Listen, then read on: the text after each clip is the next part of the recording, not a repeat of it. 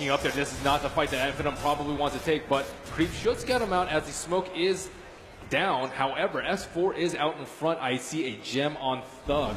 Will they be able to get the jump on them? And No Tail isn't there, and he just uses BOTs, so he might be lagging behind the fight. Oh, they're actually going to have this sentry up on the high ground. They spawn out S4 using himself, dodging the Fisher, but in they come with the duel as well. But backup's there, Jerax in with the E-Blade. They're trying to turn this one around, OG, but Madara, he's busting them down over the BKB in the cliffs, forcing OG back. S4's drop, they turn towards Anna and FINEM. They're going to be able to find the DK's one position, and it turns around with the Dragon Tail back, and maybe next time there with the Fisher. They found a second, and they're not done yet. Can they get No Tail as well? Skylark jumping forward, maybe next time moving into position here with the Glimmer Cave set up onto Fly. S4 just back in, but then they catch him with the Enchant Totem. The stolen anomaly snap. This is Spartan. They found it. He's dead. But at the same time, they've now lost the Earthshaker, and they turn his back around. OG coming into the game, and they've done it. They found themselves not only the Earthshaker, but also Skylark Spartan. Potentially Trouble has to blink off in a second. Jumps up to the north, jukes it out, TP's away. Spartan survives. But two buybacks coming out there, Ben, and a dieback from S4. Those are huge buybacks. These range creeps might kill that range Rex. Oh my goodness, that range Rex is desperately low, 178 HP. And these two smokes at the top lane have salvaged their late game. And they lose two heroes that, it's not that big a deal. Elsie, even if no buyback, isn't the worst thing in the world. And Earthshaker, he's not that low. Look at this again, just maybe next time. The way he moves into position, look, bam, as soon as S4 comes in, he gets caught out by the Aftershock stun. And then Spartan with that stolen Omni, ripping S4 down low. S4 does survive for the time being, but as soon as he's back down, Skylark's in there, and Madara with that physical damage, breaking him down.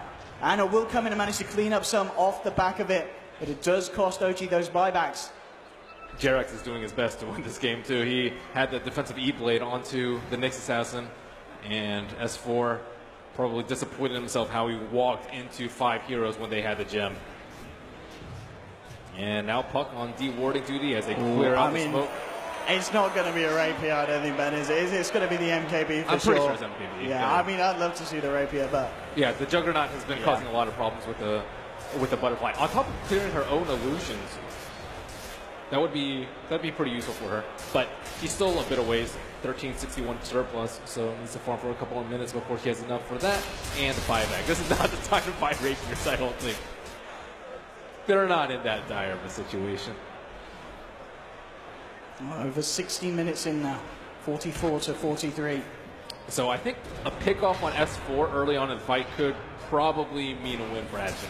He is that important to them in these fights with a 5-second BKB on Luna and no BKBs on anyone else. Like, he can just control the puck from 100-0. Oh, in the jungle, Spartan, he's been caught out here. They found him immediately in return. A Fisher dropped down. He still has that stolen Omni Slash available here, Spartan, but he's being chased down by S4. He will have to blink up in a second. Can he blink in time? No, the stun comes in. S4 and Anna catch him out, and Spartan's down, out for the count. No buyback. He's short on the gold for it. Man, Dragon Knight, Poison Breath, pretty good. That prevented his blink for so long. But like, how long does this thing last? And the Roshan on a checks. Nope, not for you. 90 more seconds. You'll have to wait, and by that time, Spartan will be up. Yeah, if anything, definitely good news for FINEM, the longer respawn time on Roshan. And what an even game. 44 to 44. Net worth is almost at 0 yet again. And FINEM have survived the buyback on the Luna, traded the buybacks onto OG, and we still have a Roshan coming up just in a few minutes. I mean, it is getting to the point where it feels like whoever takes this Roche could have the game-winning push underneath their belt. Oh, and it is, Ben. It is. Dude, he's my. In. Nice. I mean, it is nice, Ben. Is it game-winning, though? That's the question. One thing about it is the Luna illusion, the FC illusions don't actually get the bonus damage from a rapier, but I'm very surprised that he went for this over the MKB. He's in. They are in. They are. FINEM, they need this win. He even got this before the Aegis. Like, you don't see this sort of play that often, but Game 3 of Grand Finals, they aren't scared. That's crazy. That's crazy talk. OG, will they expect it? We'll see if they spot it out. The push ready to come in from FINEM. On this top lane. So his BKB timing is like going to have to be very important, because like if you don't BKB early, like a straight glaive could potentially lock him into a 10-second stun duration. And this is why I think it's preposterous a little bit, but maybe it's a good kind of crazy that you're looking for. I don't know. Would you have gotten Rapier away?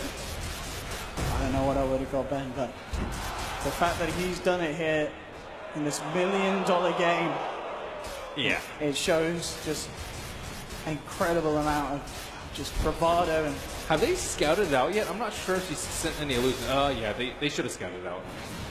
I think she sent her mint illusions already, and now she's down the mid lane, so yeah. So how do they approach this? Do they all in on the Luna? Do they try and kite her? Does SD sacrifice his life? And she's also got that moonshot, of course, swallowed as well. Oh, Went wow. for that over the buyback, Ben. I mean, you don't go buyback when you go rapier. Yeah. You only live once with a rapier. Goes into the pit. Ana trying to solo it. Didn't make the movement across Skyline. Here comes him all. Oh no! He gets held back there. Ana trying to turn with the Dragon Tail. Has been true goal. Holds him up again. The bash is actually causing issues here for Skyline under the rope. But Madara with a BKB, with a rapier. He rips down Fly. He needs to find something more. Moving into the pit, looking for Ana, but Ana under the cover of Moonlight Shadow. He's going to be fine. Obviously, that's coming through from No Tail. They're good bounce as well. The disruption, but they've lost Spartan. Madara out. He needs to finish this off. He can't die. He cannot fall here. They need him to survive. Manati is on the back. Madara survives thanks to Baby next time. Holding back Fly. Oh my God. Madara will live to see another day. I cannot believe they saved them. Oh my he's goodness. TP mid as well. He wants to push the lane. Madara, I mean that team. Oh no, he's farming. No one died here before. Don't do it, Madara. I mean, he's managed to clear out the mid-range racks with the illusions, and it looks like he will be fine. Well, he has Satanic to help himself up, but as for he's going to be hunting him down. He pops his Satanic. Where is Thug with that gem? I mean, he is so bold. I mean, there are many adjectives that you can use to describe this man right now. Oh my goodness, and Roshan still stands, of course. OG were unable to finish it off, and at FINEM, they can move in and do it very quickly. S4 and Jarek's in the neighborhood, though. And now BKB is up again, so he feels a little bit safe, and he's going to run in. Which item is he going to drop for? Oh, did they see that? I'm pretty sure they saw it. They had the Reservoir Ward up there, but this Roshan's dropping really fast. Really quick, Jarek's looking at jumping in for this one, but Madara takes it. He takes it. He drops the boots, picks up the Aegis, and now they look to fight. At FINEM with the Fisher, the duel. They've caught out Ana. Madara coming forward, wants the BKB, turns towards S4. S4, he tries to survive it, burrows up, uses himself over the Eminelli, Eclipse going through. They're falling down low, the two-man dream goal. S4's out, and the trying to get himself the hell out of there. But maybe next time, and Thug on the chase, look towards the sidelines. They won't clip them, but they have the Aegis. And Madara's Divine Rapier purchase is absolutely doing it here, Ben. I don't think they'd be here if that was an MKB right now. Yeah, I don't think so either. And Nick does not have buyback. They're going to have to fight this 4-on-5. Could they bring it to a fourth game at FINEM? Oh no, for the Ana. Jumps in. Immediate disruption as well, Madara. Let them get the lift. Bring him back. Madara jumps forward. And look at the damage, Ana falling low. But there we have the E-play from Jarek's, keeping Ana alive. They've got the Lucid Beam. And now the Glaze bouncing into the DK, forcing Ana to retreat. And they've ripped through the bottom set of racks here at FINEM. They found a second. They'll move towards the mid. They got it for the Mega Crease. Kanoji shot them. No Tail turns towards them. They've got the fly set up. But there's the duel onto No Tail. Fisher as well. No Tail's out. It fires back. They've got to hold here, OG. Look at the Dragon Tail onto Madara. Force back. There's the arrow to finish him off. He's got the Aegis ready for round 2. Still, they don't have S4 out for 30 seconds. Madara pops the man to start. On the side from No Tail coming out. Also Madara kept alive again. Behind the stolen disruptions from Spartan. Ana falling low. Madara, he's gone. He's gone down. They've lost Madara. And now OG, they're looking for the clean-up. Jump forward from Jarek to start. Someone's going to find another. That's going to be Skylight down. He does not have buyback available. But they did get the Mega Creeps. Madara has buyback gold. Thug has buyback gold as well. And DK is very scary with the rapier. He's the one that picked it up. Yeah. Oh my. And Luna, what is she going to buy? She has 6,800 gold. Almost certainly going to have to buy back for this last push. Ana committing all in. Mjolnir ready.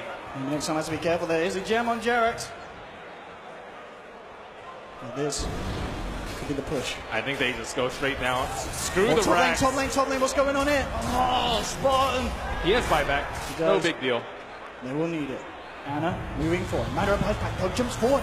Immediately looking for Anna. Playing around within the back of there for Jarek's and his full. Spartan steals the brief fire. Matter ready to lead in. There's going to be the E-Blade again, trying to keep Anna alive. Anna at the center world. Anna in a lot of trouble. Anna is still up in the Glimmer Cave. The Glimmer Cave. And again, the Solar Disruptor. They're trying to keep Anna alive. And the slam!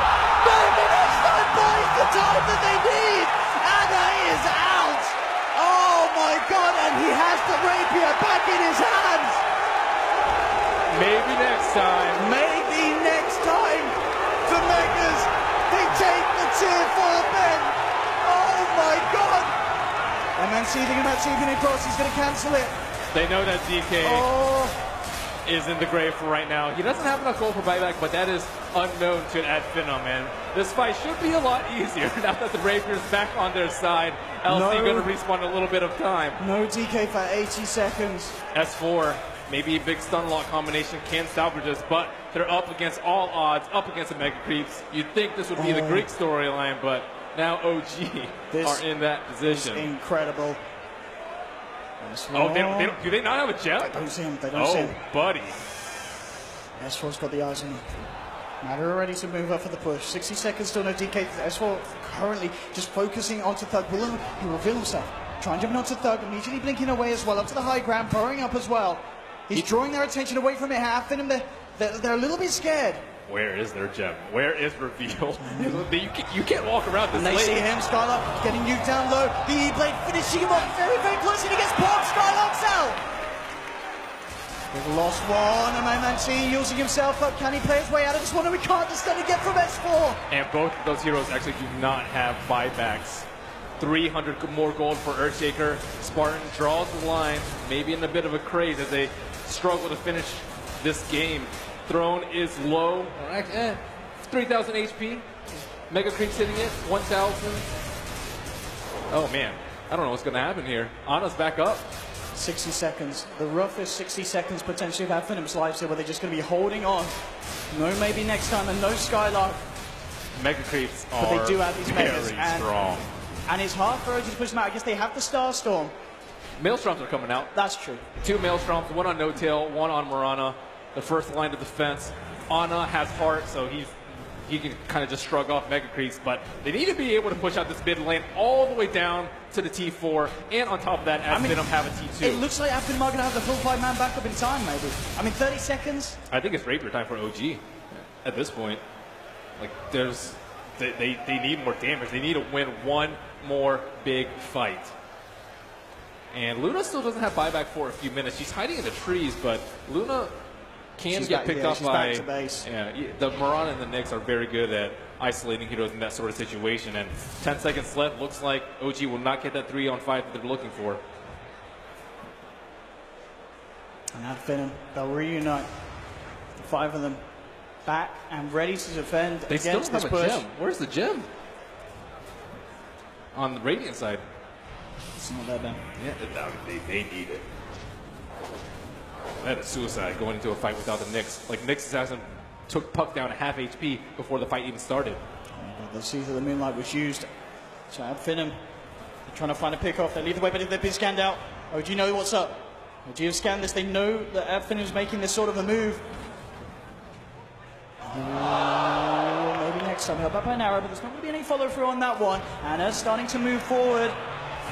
FINEM sort of split up a little awkwardly. Maybe next time holds No Tail back with the Yules. No Tail gets the Blade Fury off in time before the Fisher comes through. There's going to be the jump in. BKB the lift up onto Anna. Anna getting pounded by the Eclipse. Anna's down. Buys back immediately. He's going to try and get himself back in the fight. The Omni Slash from No Tail onto Skylark. Skylark's house has got a fight back to the Lost Dog as well. They're 2 men down on FINEM. Madara, he needs something big. There'll be a fish in the Echo Side from MNC coming through as well. They'll get No Tail. No Tail's dead. No Tail's dead. 2 minutes, no Juggernaut. And they've S4. Still no. Where's the vision? Yeah, they got to get out of here. Yeah, it's not there. Whew, wow. Luna survives yet another day. S4 perhaps trying to chase him down, see if he can get a pick on any of these heroes. S4, does he go for the play here? Yeah, he's going to play it safe. I mean, they don't have Juggernaut. And both the Shadow Demon and the DK now buybacks on cooldown. Add FINEM in a tricky position, of course. No Thug, no Skylark for a good amount of time. But can OG really do anything without that jug? That is the question. They still have Matter alive. How did the game get to this point, Owen? We are having, I believe this is the best game of the tournament so far, Ben. I sure as hell think so. And it's only going to get better. I mean, if this is the game that allows FINEM to push this series to a fourth, it is going to be an absolutely incredible finals. Remember, even at this point, if OG are able to take this win 3-0, winning against Mega Creeps, that's going to be something to write home about as well. Yeah, how long ago was Mega Creeps? It seems like ages ago. I don't even remember. And with the builds, I mean, as you mentioned, with these Mionas and such, they are keeping the lanes pushed out despite those Megas. OG are doing really well with this pressure. We saw them able to put a lot into that fight down bottom. And sometimes, you know, teams may go for that. You look back at the base, their base is getting hit by Mega Creeps, but this isn't the case. OG are still controlling the map very well against these Mega Creeps. Yeah, they've itemized very well versus it, and like Luna, she's just scared to push out lanes because she has that rapier and no buyback. She doesn't even have a pocket rapier in case she dies and needs to buy back in the next fight. And it's going to be very, very scary if OG manages to pick up a rapier. Or pick up Luna's rapier, rather.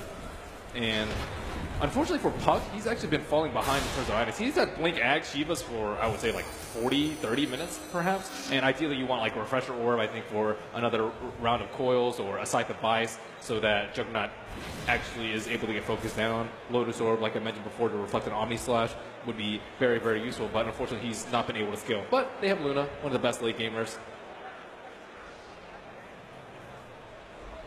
This stage of the game, $1 million on the line. And you can really feel it between these two sides. No holding back from either teams. We are seeing everything that these teams have to offer at this stage of the tournament.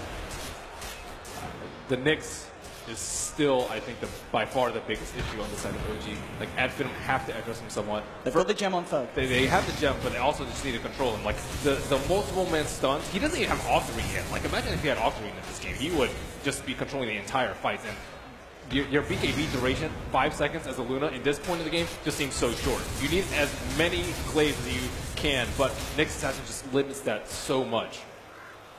And they don't really have a good way to kill him. Like, you can try and, like, do you really want to duel him when you want to duel the Juggernaut? And if you try and eclipse him, he's just going to use. So it's very hard to actually burst through that amount of HP. And S4 will be the Vlad's pickup, so the bare bones of anti-Mega Creeps defense. You see, I don't see any of the supports yet with Maelstroms, I guess, aside from Jirax. I don't really consider them support at this point, though. So 3 Maelstroms, or 3 Mjolnirs, rather, in the kit. So Roshan, almost another max duration respawn. It's nearly back up in about 20 seconds. And OG, they have pushed out the lane sufficiently enough so that they can't actually contest Roach. This is very surprising given that they are up against Mega Creeps. It hasn't changed, but it's still surprising that they've been able to push out the lanes this far and are still in the really game. Well with it, but it does leave heroes vulnerable like this. No tail up on top. Skylark's a surprise. Touchdown, maybe next time.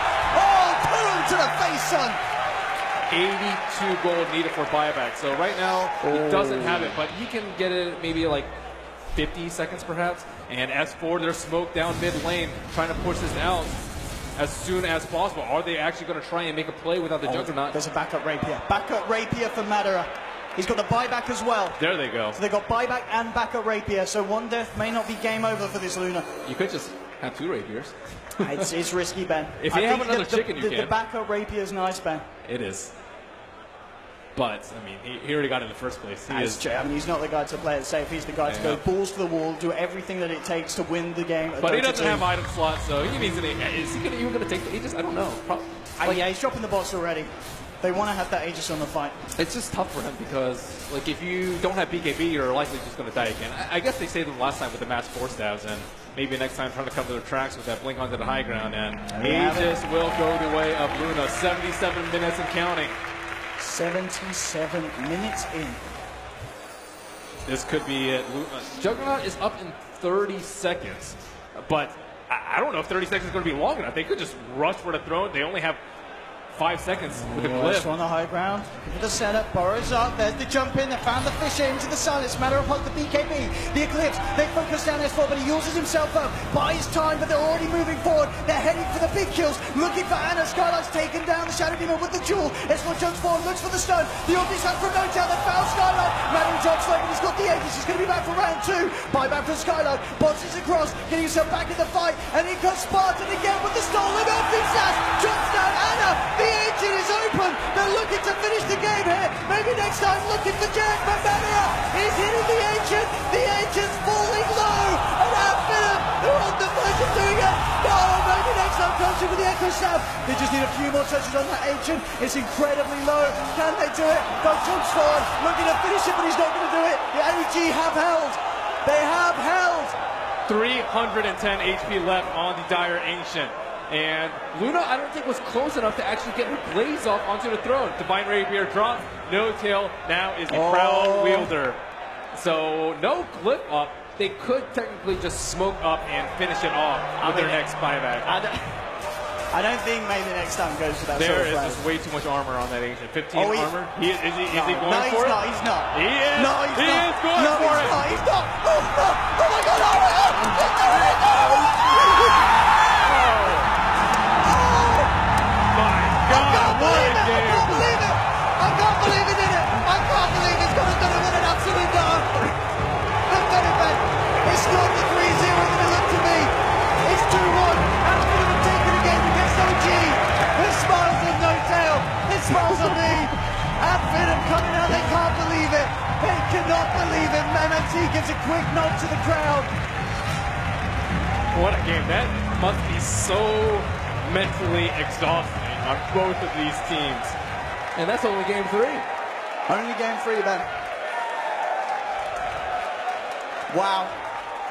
I think the crowd standing up, everyone on their feet says it all really here. Look at them there.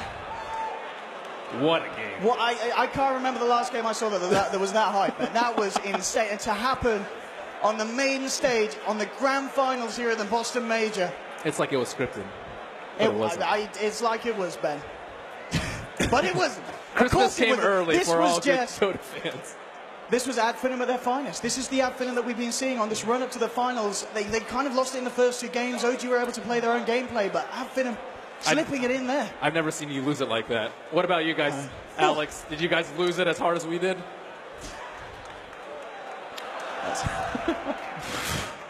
Seriously, so I am blown away. What an absolute fucking treat. Yeah, it was. Pretty much. It Pretty was, much.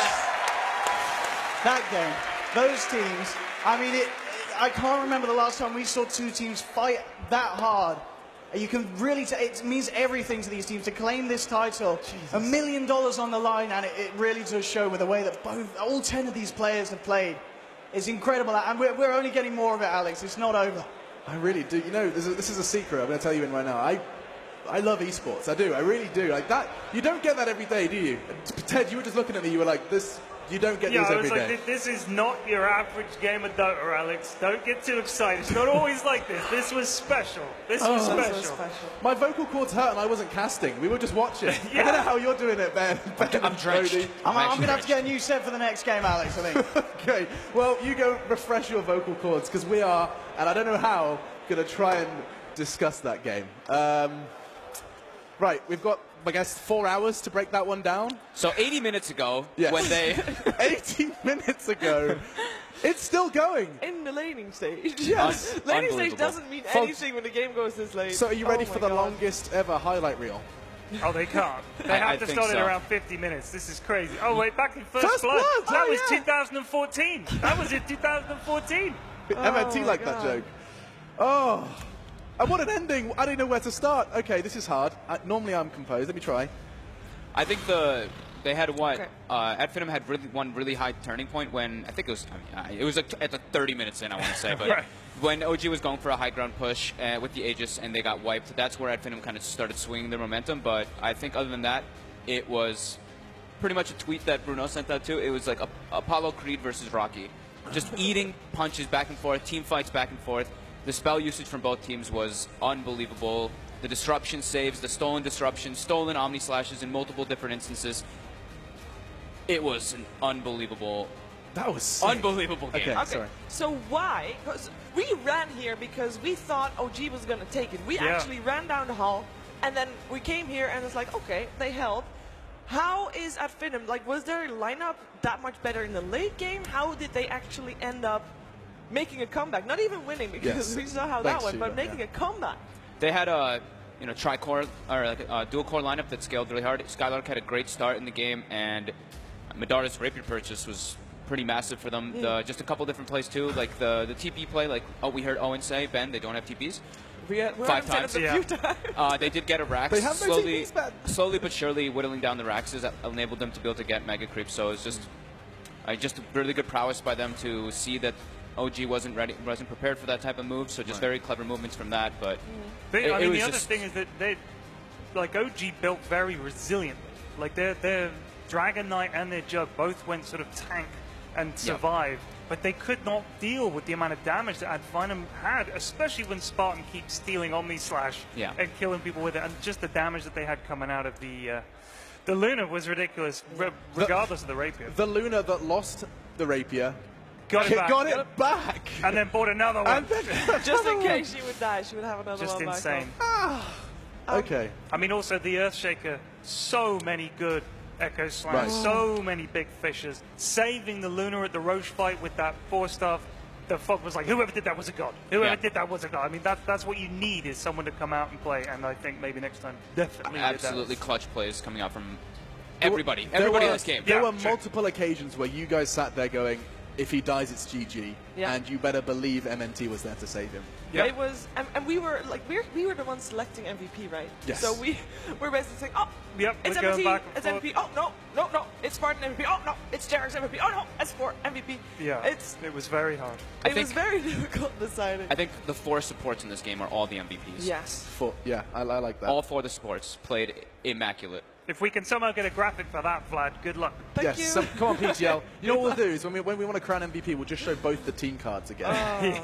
This fight in particular was when it looked like it was a bit rough for FINEM because they lost the Legion Commander right away. He had the Aegis respawn, stolen Omni Slash, stolen Arrow, multiple Hero Coil, they catch S4 in the front line, Echo Slam. It was just incredibly good spell usage. Like, I don't know how you really break it down from that. Yeah. Okay, I have a question though.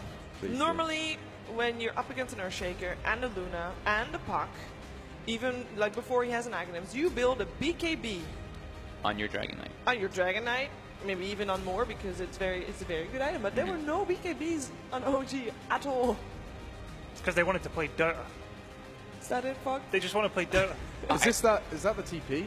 That was that was a sick individual play by Spartan. I hope we can you explain to people that may have missed what happened there, because that was so hot. So initially he steals the healing ward early on, puts it in the trees, then he sees the Jug running at him with steals the spin from the Juggernaut, spins, TP's out in the middle of both heroes. Really good individual play. There was incredible individual plays from everybody in this game. There's a reason both these teams are in the grand finals, and they're absolutely delivering. I mean, you almost feel like when we saw at FINEM earlier in the day and they were coming out, and they were all shaking. That was adrenaline. That wasn't nerves. That's just pure adrenaline. Because that's how they play. And after you start to come down, your hands start to shake from the adrenaline. They then have to go away and then come back and play Dota. So I think the first 2 rounds, they were still coming over that adrenaline hangover. And this has surely got them pumping again. Ad FINEM have genuinely not got through a single series without picking up at least one game. And it looked like this could have been it. It looked like OG were going to go ahead and break that. It really did. That's why we came here and down the corridor. And here they stand, continuing that trend. You know what? There's a lot of people saying, oh, at FINEM, they had the easier side of the bracket, blah, blah, blah. If you see them fight right here against OG, I mean, this team deserves to be here. This team deserves to have their #1 or #2 spot. I mean, this series is not yet over. Maybe they can bring it back all the way. But this is, I mean, the game we just watched was a finals game. It was. That's so hot. There was doubt for Ad FINEM versus Newbie. There was doubt for Ad FINEM versus LGD Forever Young. There was even more doubt versus Ad FINEM and DC. And here they stand, taking us into a 4th. OG, however, I mean, at multiple occasions looked like they were going to be writing some serious history and picking up a 3rd major title for the organization. Can't we have, like, every game be like this? There was no thank you, I'll have 100 kills? 100 kills. We'll lose Owen as well. Yeah, he would be a dead man. No, Owen's fine. Look, Owen, his voice box is like a divine rapier, okay? If he dies, he drops his voice box, someone else can pick it up and use it. So don't worry about it. Well, good. I mean, I like that. it's my great pleasure to bring up the scoreboard. This is a biggie. Let's do that, because over 100 kills, in fact 110 more. Oh, look at Jarex, though. The only one with not a double-digit killed score. A death score, yeah. Death score, rather. Yes. His damage, too. I know what you meant, His Chief. damage Thank was very high as well. Oh, I love the Almost I love the as much damage as No-Tail Jings.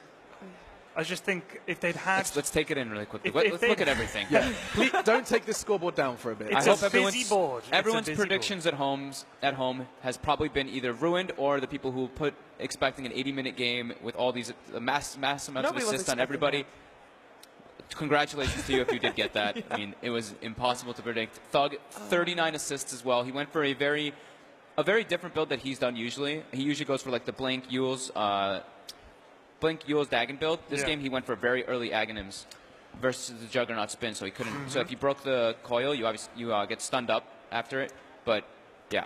Do you feel like if they'd had Anna on a different mid, maybe something that did a bit more damage? Because I felt like a lot of the time it was just watching the Dragon Knight tank, but then there's not enough damage going back out. Up against the Luna and the Park, and then the Earthshaker comes in, it just felt a bit... And the Earthshaker is coming in right now, our MVP. It is going to be maybe next time. I mean... I think that's appropriate. I think, like we said, the supports He ended the game. Incredible. He ended the game. His Echo Slam saved the Luna in multiple situations where if he died, the game could have just abruptly ended. Huge props to be fair, this guy. for the brass balls to go in and end the game in that fashion, It deserves MVP. could have gone so It could wrong. have. It could have. It was amazing. But you can see, Alex, why OG didn't GG out when against Megas. Like, they had a shot in that game. I mean, they had a shot when the Ancient had, what, 320 health? Yeah, they literally had a shot. That's how crazy that game was. Crazy. I'm still recovering. Okay, so do you know what? We're going to rest our voice and get someone who certainly will help explain this one. It has been an 80-minute game. Purge, did you smile? Did you smile after that one? Yeah, I did. There was a smile? I just have no idea which clips I'm going to choose. There's a 45 few. Oh my god! Dude, we could start at the top, I guess. Hang on, wait. I'll start my if, stopwatch. I assume the players will want a bit of a break, so time starts now. All right, Enjoy. we'll work our way down from the top. All right, first fight. This is, in my opinion, the fight that really started things off for FINEM coming back into the game. They were definitely very behind from the early game.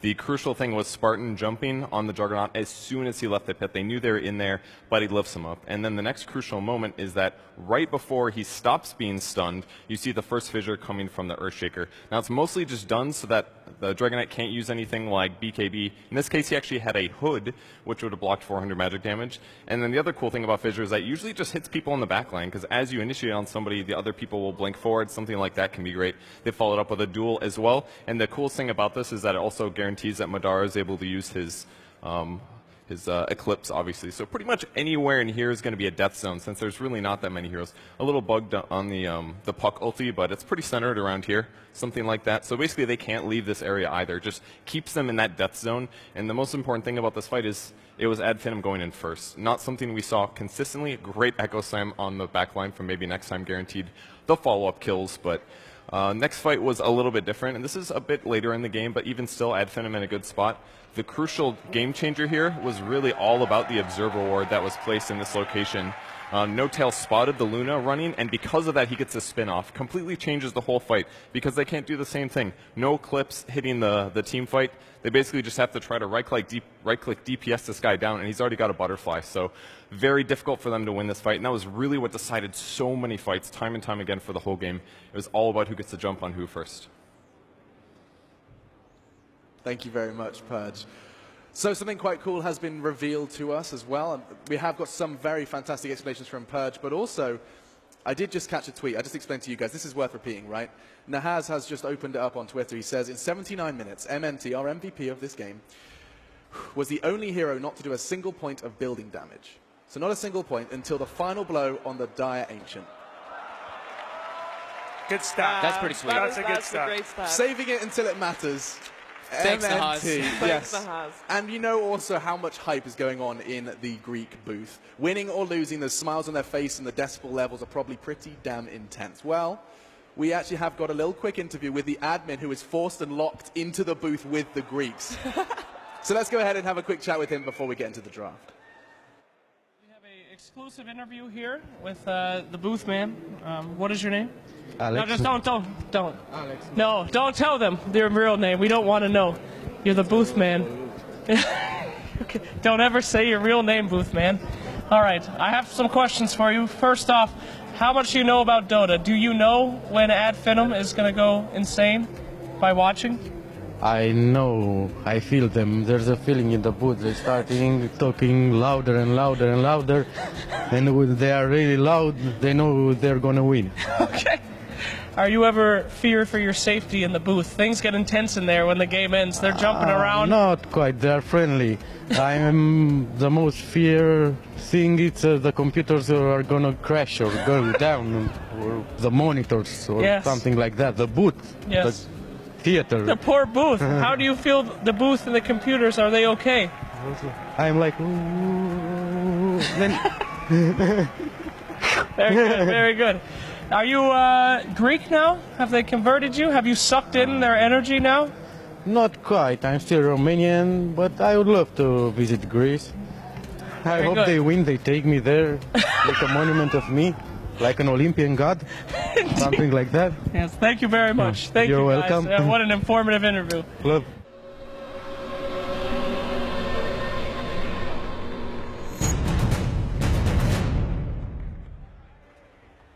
The Wang Theatre has been roaring, the signs have been made, and I think everyone here is just enjoying the Dota at this point in time. No one complaining that we're going to another game. OG versus Ad FINEM is about to continue. We are going to prepare ourselves for the draft. It does stand at 2-1. Whoever reaches 3 first is going to take home that $1 million prize and a huge amount of pride. Will OG seriously find the 3rd major title under that organization, or will Ad FINEM, the largest tournament that they have attended to date, and they could very well be in that grand finals, they could be lifting the Eagle Song Trophy? Well, we're about to find out. The draft certainly does start, and of course my panel joining me, Fogged, Shiva, and Pyrian Flax. Let's start talking about how this one's going to go down. Let's just kind of calm ourselves down. How? Get the BPMs back down to where they belong. Well, one thing that you mentioned about adrenaline. Yeah. Do you feel like that now that the break is like, what, 15 minutes? They're going in this better than what they did in the previous games? Purely because of adrenaline levels? I don't know. I honestly don't know. Okay. I'm not a doctor, Shiva. I know I mean, you may get that impression. I thought you made a really good point. So it's like, okay, he knows more. Oh, it's more, though.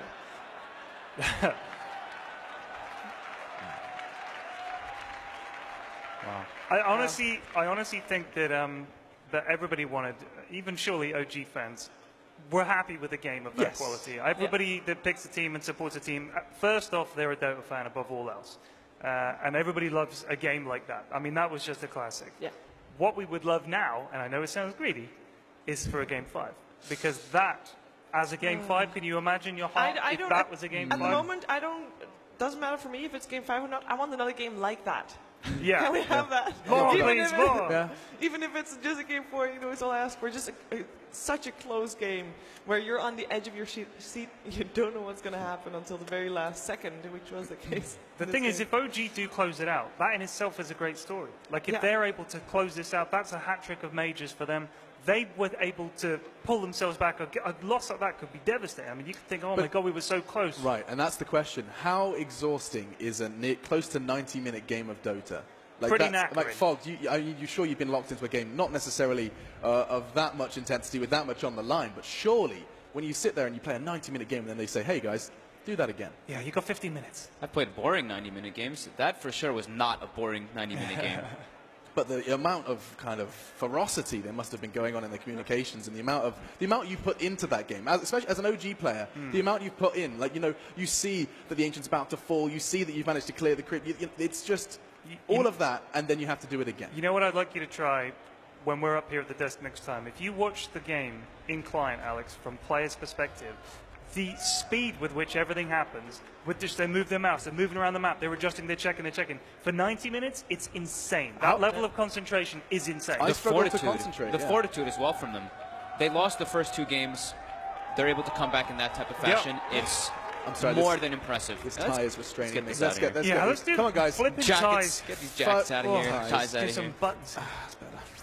Oi, oi. All right. I'll keep them. I was going to say, I'm not going to take off any clothes. Yeah, Let's- don't take it. It's all right, Chiefs. We'll take take a those look. off. It's fine. Okay, so how Draft is do starting. you recover? Is this you gotta reset again, right? You gotta begin with the 0 on the adrenaline.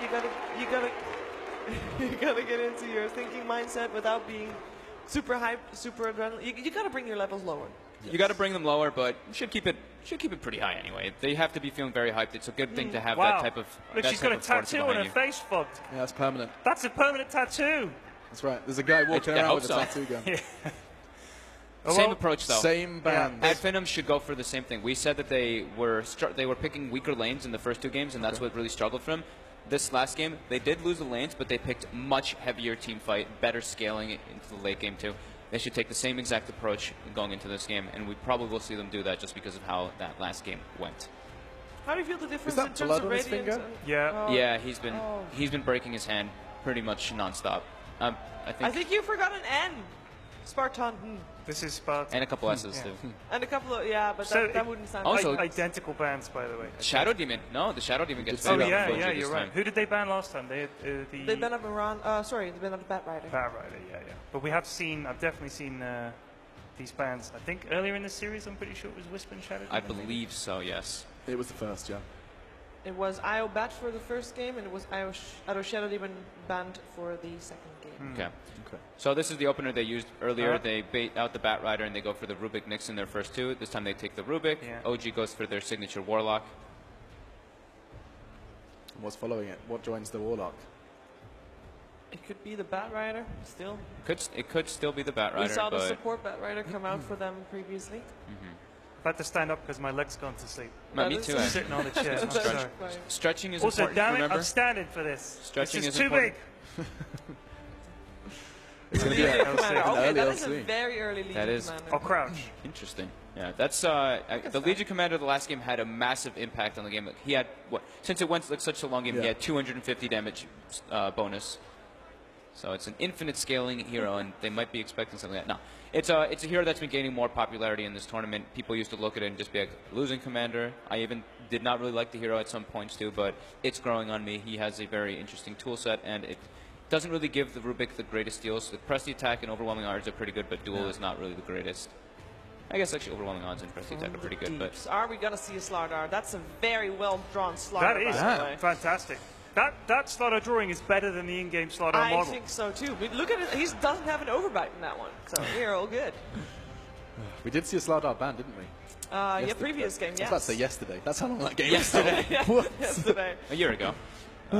Okay, so are we gonna see another Slardar?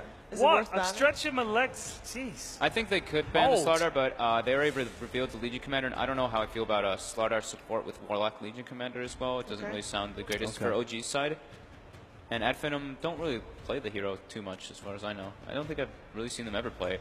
The Drow Ranger ban from OG makes sense because at FINEM already started out with 2 ranged heroes in the beginning of the draft. They don't want to be pressured so highly because of that lane dominance, as we're mentioning. At FINEM wanting to go for that, but already they have they're setting themselves up for a this gives you good amount of team fight between the Mirana and Rubik. I don't understand half those. I don't words that understand come- any of this. Oh, he's going the wrong way. Machine, I like you too. Oh. Ah, how are you doing? Huh.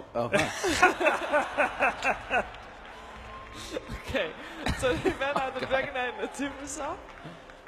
The Yeah. Timber ban is so legit. I mean, Ad FINEM Yeah. have already shown how Yeah. bloody good they are with that hero. So Yeah, Midara played incredible on the Timbersaw in their previous series, and at FINEM follows up with the Dragon Knight ban.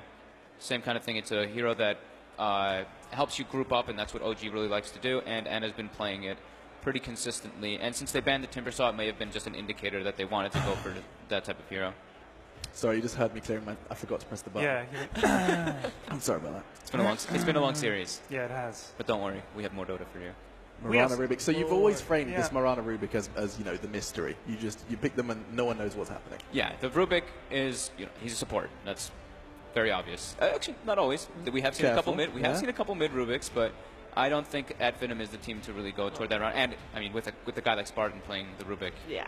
you don't really need to. Luna is still available, of course. Anyone could pick Luna. There's Earthspear. Oh my god, they got Jarex back from his Earthspear. Jarex is back. It's a great pick versus both the Mirana and Rubik. He's good at disabling the Mirana at all different stages. It gives them even more, it gives them that massive team fight potential with the Fatal Bonds, with Magnetize. It's a pretty, it's like an okay dual lane. You can kind of pressure a bit with Legion Commander, Earth Spirit, just to have the Earth Spirit behind your Legion Commander, but it's not the greatest. And it doesn't give the Rubik any good spells to steal. Every single one of Earth Spirit's spells that you can steal are actually pretty terrible. Right. This draft determines so much about your grand final. Yep. This could very well, the next few bans and next few picks could very well be the start, the catalyst to a 5th game. Or OG, $4 million. Imagine or trying OG to draft lifting the for trophy. $500,000. Yeah. That's a big ask. Yeah, one click of your mouse could put you closer to $500,000. Yeah. Of course, a $1 million reminder, extra, yeah, $500,000 extra. The winner of this takes home a cool, crisp $1 million. Yeah, I should have made that clear, sorry. Next pickup, I think this will probably be Skylarks. This is, I don't think you can argue that is his best hero. He's stamped his name on that hero. So we saw it earlier today, and OG do exactly what to do with it, though. And it's it can be a bit hard to play the Nyx if you're playing like this hunting game, especially versus OG's lineup. They already have 2 heroes that can give healing, with Press the Attack and with Shadow Word, and they have this enormous teamfight potential. It's actually super difficult to match that with the Warlock or Spirit, so they could be going just for this type of split up and pick off potential with the Nyx Mirana. That's also a really good approach. arrow drawing. It is. All the artists, Why do we have all all the artists artists? are in the Dota community. Mad fine. Clever. Yeah, it's all right. 7 out of 5. Yeah. Oh. And good handwritings too. What's up with that? What's up with these artistic? Oh, the Techies All Right sign, by the way. The guy said on Twitter that if we gave him a shout out, he'd come with a Techies All Right sign. I'm sorry, sir. It will be Riot today, I believe. No Techies. Agreed. All right. So, what do we look for in the heroes yet to come? Okay. Well, I mean, OG, surely they got some team fight. They've got both their supports already, so it's going to be the carry in the mid. So they want to find good matchups for there. The OD is still left in the pool, but it's not good versus the Nyx Assassin. Neither is the Invoker that we have seen Anna play. So Anna's heroes are actually a bit limited for him. Okay. It's Invoker. So okay, so they do pick the Invoker anyway. Yeah.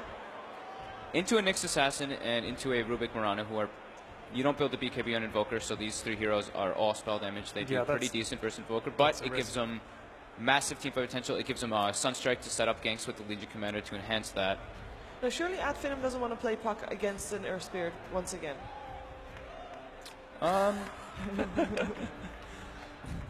Possibly not, but yeah, okay. So they go for the Lifestealer. This is really good pickup versus the Invoker versus the Earth Spirit. Since we've said they already have a heavy amount of magical damage on the side of OG, Lifestealer with the built-in Rage, and it gives them the potential to kind of split up. You can tell that they're already not going for like the straight-up fight OG's lineup. They want to go for these pickoffs when they can around the map, because fighting into OG's lineup is pretty ridiculous once they get all their ultimates online. Also, they've seen by now, I mean, all right, they won the last game, but they've seen that trying to fight into OG is tough, right? Yes. They need to try and Absolutely. find a way to get around the back, that flanking moves. That's what FINEM have done up to this point.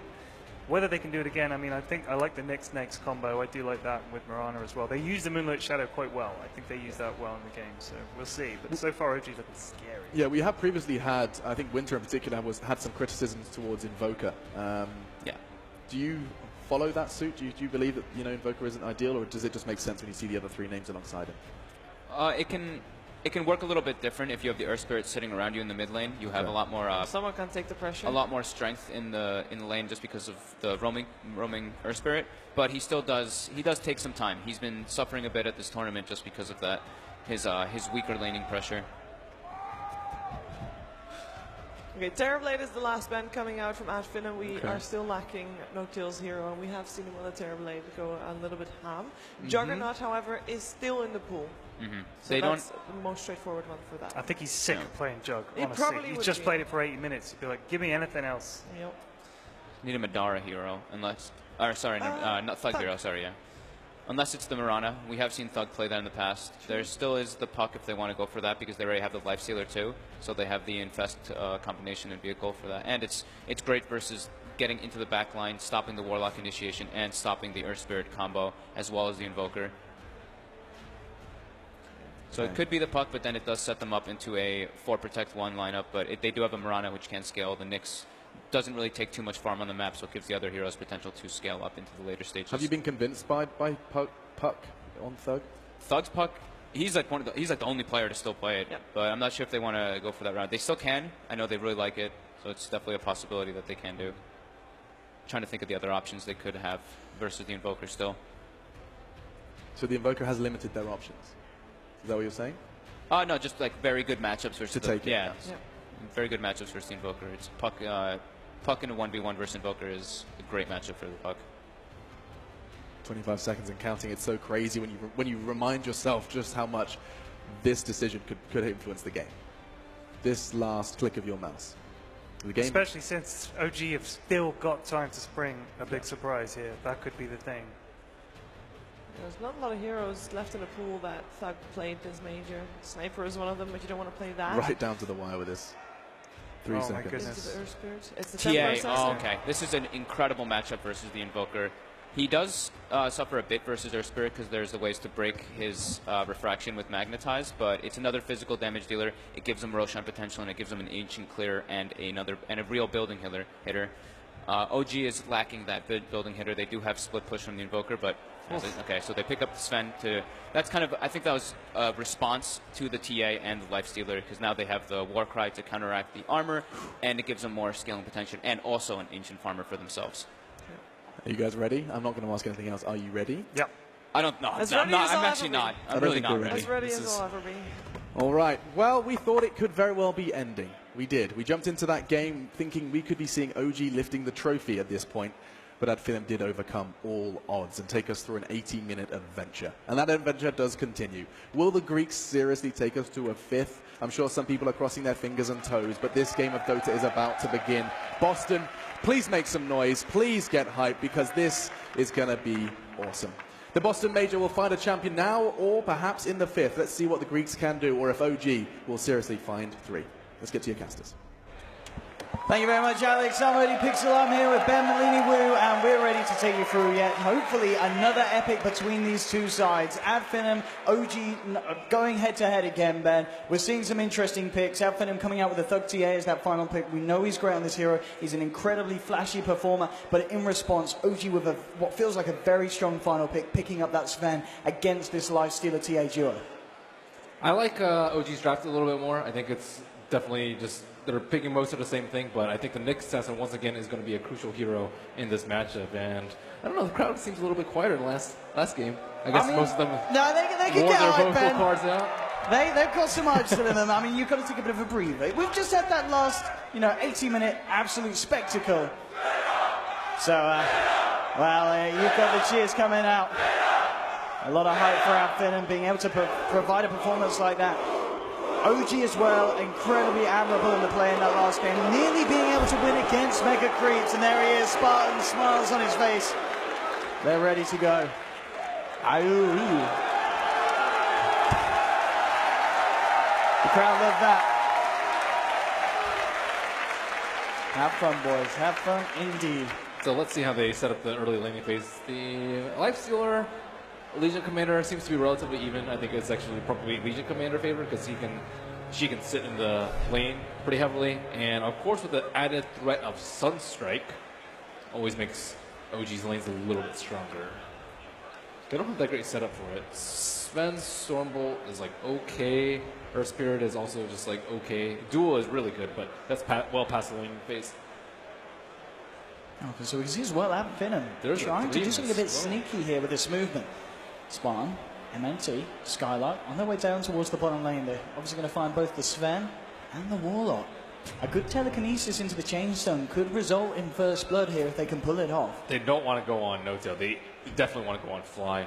Maybe No-Tail can save him with a point in level 1 Warcry. I would say might actually be pretty good. Here we go, telekinesis bringing him back. If they don't get the initial stun, they do find Skylark's impaled, but No-Tail behind the creeps. Indeed, isn't going to take an arrow. The big downside of this move is that you can't actually creep block. So that's why the creep is so close to the tower. But at the same time, now the creep wave is actually much closer to the tower. Knowing that Skylark doesn't have a level 1 carry pace, get some easy damage with that. And let's see if Mirana can interrupt the pulling of Jerax. Jerax was actually able to pull the mid lane creep. Yeah, we've seen him do this before on the Earth Spirit. I don't think it was quite this tournament, but definitely previously we've seen Jerax being able to pull off this maneuver, getting this cycle on the mid lane. He missed the arrow on the creep, so, and he got his clarity canceled. So not the best thing in the world for MNT. It looks like he's still going to hang around this neighborhood. Has eyes on Jerax, knows that it's likely that Jerax is going to look to put pressure onto Thug in the mid lane. MNT will be waiting with an arrow. Spartan coming across as well, and it's going to be Jerax with the aggressive lead in onto Thug, forcing him back. Now the side of FINEM are ready to try and punish this. Anna already trying to head his way away from this, but Spartan's going to get the range for the telekinesis, but the combo's not there. Arrow from MNT is going to be off the mark, and in fact MNT could be in trouble with the roll fall and the sun strike. MNT brought down low, and that will be a first blood. FINEM punished there for the lack of execution with that combo. Yeah, that was a hard one to pull off. Also, the creep wave was just not in their favor. Radiant had so many more creeps than the Dire for that engagement.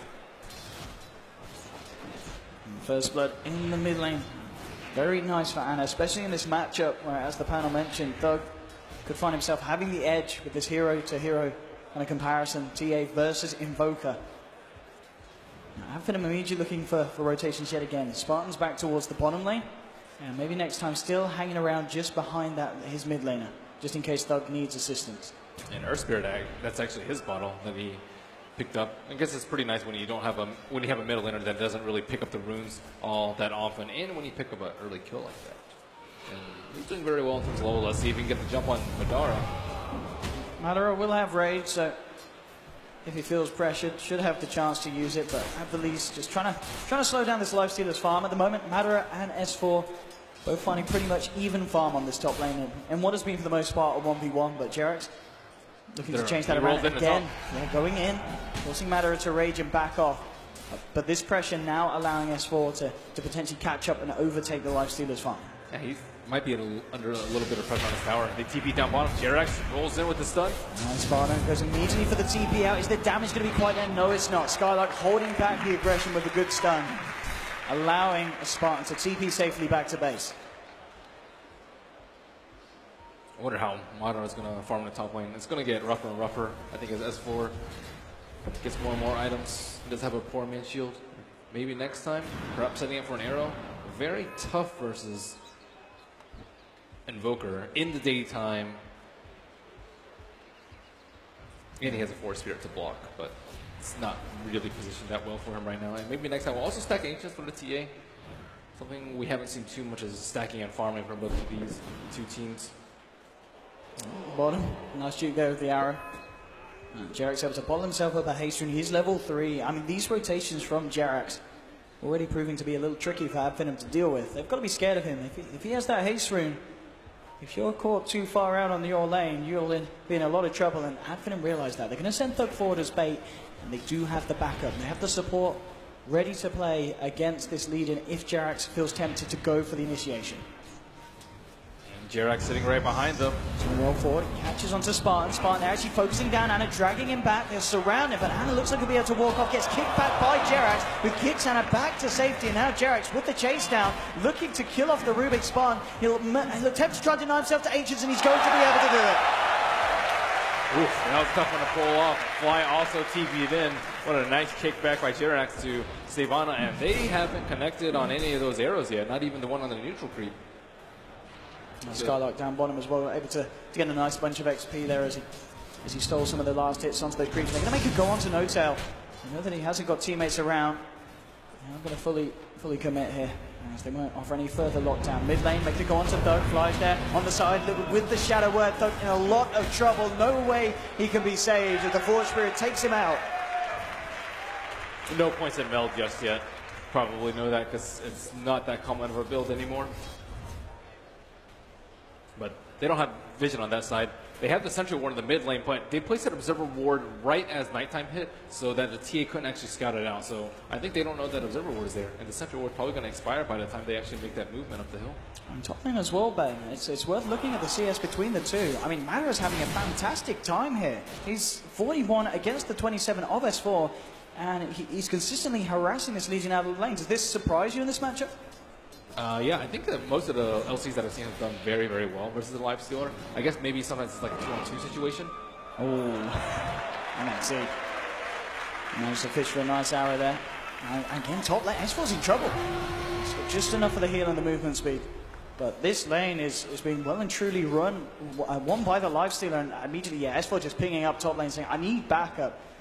He can't deal with this Lifestealer on his own. He also getting a great start. He is also level 6, so maybe he wants one of the supports to go up there and soak up XP while he looks for a dual gank. I think one on the next assassin might be very easy with the Sven setup. And let's see where S4 TPs to. Yeah, with the phase boost pickup, that certainly seems likely. Yeah, I don't know if he'll TP back top or not. Let's see. I think he's going mid. He wants to make a play mid here with Jerax and Ana. We'll see if they find it. They'd have to probably punt him back on the Earthshaker, or at the very least connect with the boulder. We'll find initial connection. Good kickback into the duel here. Beautifully played by Jerax. The Sunstrike will seal the deal. They'll find the kill. Scarlet comes across there with the level 6 rotation. Finds one. They do get something in return. Can they get themselves anything more? They surround S4, looking towards Ana. They haven't quite got the damage in this matter. If he can find this open wounds, and he does, they'll continue to chase. Ana has the open wounds slow, perched off him by S4. Good stuff from Skylark, locks it down, but the arrow misses. It doesn't matter though. They get the kill. Good Q here from S4, coming in with the overwhelming rewards. One more right with the spike carapace. Skylark plays his way out of this all. No tail. Oh, it looked like he nearly missed him there. He was going the wrong way, but he just wanted to go for the maximum range Stormhammer for Flash and Flare. Notail will find that kill. S4 is really spot on with his pressing attacks. And maybe next time, I think he's just having a lot of trouble connecting with the arrows. The Rubik setup it's not the easiest because it was a very low level Rubik and level 1 telekinesis, but they're not getting too much value out of this. So maybe he'll just choose to farm up a little bit more. He's level 5. And already diversifying a little bit with a 2-2-1 build. And Thug's already taking out a relatively big stack. This is an unexpected play from him because it's not usually where you expect a TA to be. Normally, he's doing the Ancients at this point. I just saw Jerax actually ping out on the Ancients, expecting the TA to be there. I was going to say, talking about stacks, the Ancients is looking very tasty as well for this TA. But look at this, Skylark ready to make movements. With Madara inside him, and eyes onto Ana in the mid lane. They've got Jerax moving across. Jerax in a very vulnerable position. Skylark coming out with a surprise. Madara jumps forward, and they'll take down Jerax. The rotation successful. And this is a combo that OG had to be very, very scared of. And now they're pinging out on the stacks. Skylark informing his team that there is a 4 stack over there for them to take out. And Thug already died twice, so he definitely needs that catch up from him. And Nyx Assassin already make the game a little bit more difficult for OG. Where are they going to place the sentries? Do they want to spend involved in the fights? How much can they stack with their supports? All these questions probably running through their mind. Fly is level 6 though, so he can easily sit behind Ana and wait for a gank. But is there even any gank coming? Yeah, Notail at the moment has just had to be farming up in the jungle. Doesn't want to return to lane because of that combination that we've seen catch out Jerax and such. And Thug will now look to clear up this very, very large Ancient stack. And 9.5 minutes in. And nothing that OG can do about it. They're actually looking towards the mid lane. They're trying to make something happen onto MNT. They're going to perhaps smoke up there, but they don't have vision, so they don't exactly know where Thug is. He was farming that left side camp, so like maybe they thought he was still around that area. It's too difficult to guess. Arrow doesn't connect, just on the Force Spirit. Notail blows his ultimate. And looks like OG will get this tower with this push, so 10 minutes in. Good movement from OG as a team, they'll get the tower. There's an attempt for the deny there, but it's not going to happen against Notail as he takes the last touch. But able to finish his Ancient stack off safely though. He thought about getting that boundary, but he's scared. He's scared of even just dying to a Sunstrike, which is a very real possibility for him right now. So what's the play here for FINEM this game? I mean, you're obviously up against this lineup. You have a lot of picks with the best ball. Yeah, I mean, you need to. I mean, surely if this game starts to go on late, Ana with the Midas timing, Notail with the farm, late game it could become a bit of a nightmare for FINEM to deal with. Yeah, unless the TA gets like really, really big and the Invoker is kept under farm. But it's always difficult to keep an Invoker under farm. He already has his Midas, so he's already in pretty good shape. So this is what needs to happen constantly. Skylark and Monera just hooking up together, but they are also smoked up Looking for to dispel the Heroes. smoke. Do they have detection? They'll drop a sentry out, but Skylark immediately moving nicely down, out of the way of that sentry, so they will won't use find it. 2 sentries. Yeah, nice plays here from Skylark. They kind of know where he is. Kind of wants to go back in by the looks of it. I mean, Jarek's coming around the sidelines. Skylark, he's out of the Vendetta, and they'll look to chase Jarek, but he immediately rolls away. Looks like he'll be all right with TP backer coming in as well. He won't be able to get that kill. I look for the courier though. Skylark nearly finding it. And Vendetta's still on cooldown for 10 seconds. He needs help. They would love to be able to get this duel onto him, but he's just too far. Fly does not want to use his rock to slow him down. It's just an Nixus, and he will just walk away. Gets himself indeed back to safety. So FINEM avoiding a very nasty potential smoke gank. Getting out safely themselves. Net worth-wise still, as we can see, Thug TA at the top of the board. And also interesting to note as well, this game, No Tail on his Fen, going for the armlet build. Do you like this? Is this just preferable for the amount of fights that we expect early on? I think they expect him to be taking a lot of damage, and I think the extra armor from that and the extra HP is going to help him a lot versus Lightstealer. Like, Lightstealer has trouble killing heroes when they're at very, very low HP because Feast is not that effective anymore. And this way he can just be up all in the face all the time, and they don't have to wait for him to HOD farm and stack where he might be vulnerable to a Nyx assassin. Jarek's coming across, he's going to get telekinesis by Spartan, dragged up to the high ground, stun onto No Tail from Skylark, holds him back. Jarek's rolling forward and dropping yet another sentry. The vision game is fantastic here from OG. They'll get the duel off, take down the Nyx assassin. Jarek isn't done, moves forward with the magnetized Spartan and Madara ticking down low. Madara will be able to rage and get away, but the arrow from MNT holds Jarek underneath the tower. So FINEM find a kill in return. That's actually not that bad for them, considering that Rock was blown for that engagement. And FINEM can continue to play greedily now that they know that 2 minutes and OG probably do not want to fight during this time. But now that they have the Blink Dagger on the LC, they can get more picks. And that plus Sunstrike, I think on probably any hero aside from the Lifestealer is going to be a guaranteed kill. Maybe not the TA either if she has Refraction up, but that's where our Spirit comes in. So comparing these two heroes' net worth, very, very even. Last hits, Thug has been neutering a lot more. Ana been choosing to get a little bit more involved with 100% kill participation. A lot of it thanks to the Sunstrike. Absolutely, I mean, Skylark's ready again. Yeah, he wants to find something here with Matter in tow, and he's making a beeline straight towards the bottom. Ana, he needs to go straight back up to the high ground, and he will do. He's already back. Oh no, he's coming back out. He's coming back out. He's coming outside the side of his Skylark. Does he go for this? He's tempted. They'll jump out and they'll find it. Have they got the detection or they haven't? Ana is going to be fine. Jarek's kicks him away. Now it's Skylark that's in trouble. Jarek's and Ana surrounding, and there'll be a TP across from S4. It says, come and give me that tasty, tasty plus damage, and they'll get it. 30 damage now, and the Legion 14 minutes in. And Nyx Assassin kind of prepared to die already, did buy a Staff of Wizardry. We don't see this too often from Nyx Assassin. I'm not sure how much gold he had, whether or not he had 1,000 and 1,200, but he still could be a Scepter first. Yules, I also think, is going to be pretty good for him. Dispel the silence of Spirit. Yeah. It's just not the typical build that you see. You don't see Yules first very commonly. Maybe if you're versus a Silencer. Ancient stacks coming up again here for No Tail. Jarek's keeping good guard of them, as we saw Thug did just pick up his Deso. So this is going to be something that OG have to be very wary about when the TA starts to run at them. But at the moment, it looks like Thug pretty much set on just continuing to farm. I guess if you're a TA, you really want to get both the Blink and the Deso before starting to go for kills. You want to get Roche. That's what you want to do. Like, TA, it just destroys Roche. If she can actually get in there and find some time. But yeah, generally you want your Blink and Deso before you actually start fighting. So now they control the pit a little bit. And T1 down on the side of OG. It looks like they're grouped up, ready to smoke up. Fly does have Rock. They know it's around that time. The TA has been ready. And I don't see any of them trying to pop the smoke. Spartan's out alone. He could just get dueled up and immediately die. But FINEM did scan it. They know that this movement's coming in. Oh, what a Moonlight Shadow that popped that smoke. Now they know exactly where Radiant is. This Roshan is way too low to leave alone. 25% HP. And now the game of chicken continues. And, oh, they're going to smoke around at FINEM. On the south side, Nyx Assassin with... Ooh, and now there was a scan there, but it just came out off in time, so they don't actually get the scan connection. FINEM could get a good movement. No-Tail's heading straight towards them. That's going to be the jump in immediately with the stun. Madara comes out as well, looking for the backliners, but Fly gets the chance to drop the rock down. No-Tail falling low. And can they finish him off with the Death Ray? They've got enough damage by the looks of it. No-Tail's down. And now they're looking for more potentially. The Magnetize is doing quite a bit here to them. Boulder Smash from Jerax as well, holding them back. They'll lose Spartan. Good stun though from the high ground from Skylark, holding them. They're looking for the bigger kills. They're trying to get Ana and S4. S4 trying to juke it out in the tree up, but they failed damage to them. That is too much.